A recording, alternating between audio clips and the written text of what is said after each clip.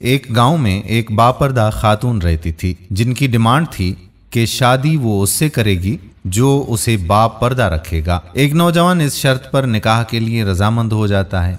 दोनों की शादी हो जाती है। वक्त गुजरता रहता है, यहाँ तक कि एक बेटा हो जाता है। एक दिन शोहर कहता है कि मैं सारा दिन खेतों में काम करता हूँ, खाने के लिए मुझे घर आना पड़ता है जिससे वक्त का ज़्या हो जाता है। तुम मुझे खाना खेतों में पहुँचा दिया करो। बीवी राजी हो गई। वक्त गुजरते गुजरते एक और बेटा हो गया, जिस पर शोहर कहने लगा कि अब गुजारा जरा मुश्किल हो गया है, तुम्हें मेरे साथ खेतों में हाथ बटाना पड़ेगा वरना घर का गुजारा बड़ा दुश्वार होता चला जाएगा। यूं वो बापर्दगी से नीम पर्दे तक पहुंच जाती है और तीसरे बेटे की पैदाइश पर उसका शोहर मुकम्मल बेपर्दगी तक उसे ले आता है।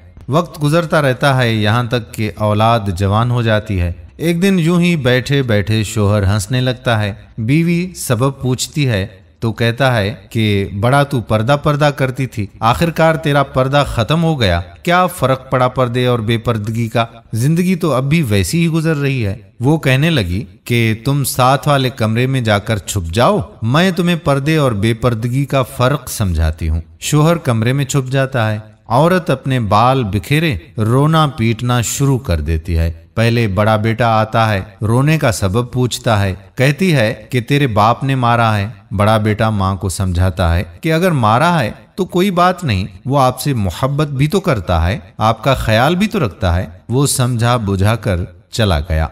औरत फिर से रोने की एक्टिंग करती रही और मंझले बेटे को बुलाकर बताती है कि तेरे बाप ने मुझे मारा है। मंझला बेटे को गुस्सा आ जाता है। वो बाप को बुरा भला कहते हुए माँ को समझा बुझाकर चुप करवाकर चला जाता है। आखिरकार औरत यही ड्रामा छोटे बेटे के सामने करती है। छोटा बेटा तो गुस्से से आग बिगोला हो जाता है और जोर जोर से गालियां बकते हुए डंडा उठाता है और कहता है कि अभी बाप की खबर लेता हूँ। फिर औरत शोहर को बुलाकर बोलती है कि पहला मेरे पर्दे के वक्त पैदा हुआ तो उसने तेरा पर्दा रखा, दूसरा नीम पर्दे के जमाने में पैदा हुआ तो तेरी आधी लाज रख ली, जबकि तीसरा जो मुकम्मल बेपर्दगी के जमाने में पैदा हुआ तो वो मुकम्मल तौर पर तेरा इज्जत का पर्दा उतारने लग गया। दोस्तों, पर्दा औरत का फितरी तकाजा है जो खालिक़े मर्दो जन की तरफ से कायदा भी है। क्या आजकल हमारे बच्चे